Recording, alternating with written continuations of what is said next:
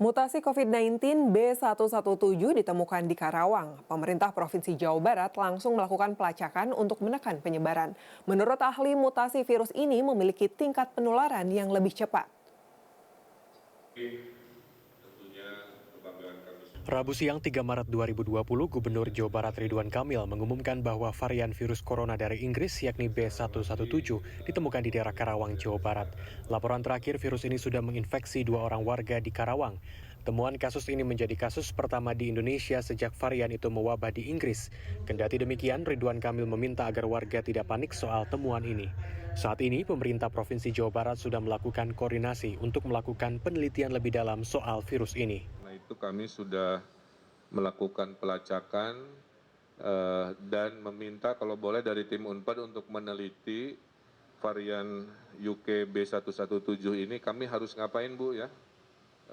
Apakah sama perlakuan 3M 3T-nya atau apa itu kami mohon secepatnya ada penelitian sehingga kami sebagai pengambil keputusan secara menyeluruh bisa merespon dengan cara-cara yang lebih terukur, kira-kira begitu.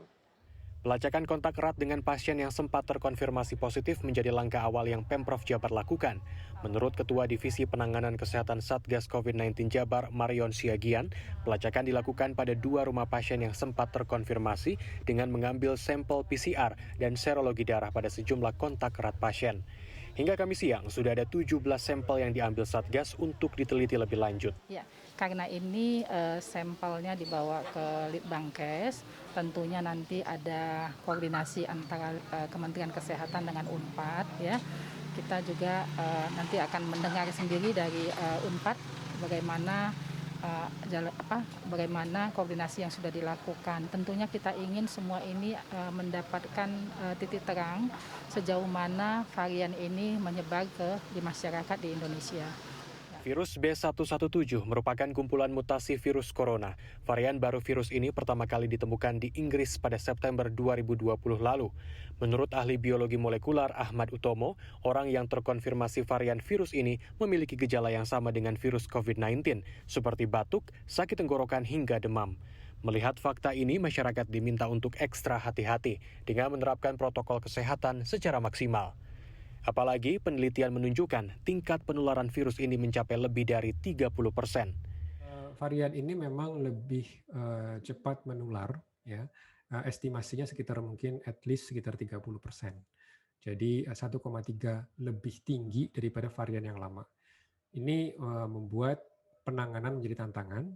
Kenapa? Karena untuk wilayah di mana protokol kesehatan tidak sepenuhnya ditaati, tentu itu menjadi masalah. Dan ketika ini meningkat, ketika akhirnya dia mencapai orang-orang yang rentan seperti orang-orang lansia dan komorbid, itu nanti dampaknya pasti ke fasilitas kesehatan.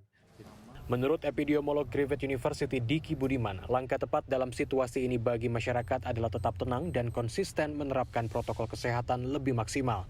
Sementara bagi pemerintah, mengambil kebijakan yang tepat menjadi kunci keberhasilan penanganan COVID-19 di Indonesia. Ketika saya menggulirkan bahwa 3T kita harus perkuat tentu dengan isolasi karantina dan kemudian 5M ya. 3M plus membatasi mobilitas interaksi dan mencegah keramaian kerumunan, itu salah satunya adalah merespon perkembangan penyakit ini. Salah satunya dengan adanya ancaman strain baru ini. Jadi itulah sebabnya kenapa tidak cukup 3M itu nggak cukup. Harus kita batasi mobilitas interaksi ini. Karena apa? Karena kalau tidak kita batasi, selain ini membuat kalau mobilitasnya tidak dikendalikan, ini membuat si strain baru ini cepat sekali menyebar.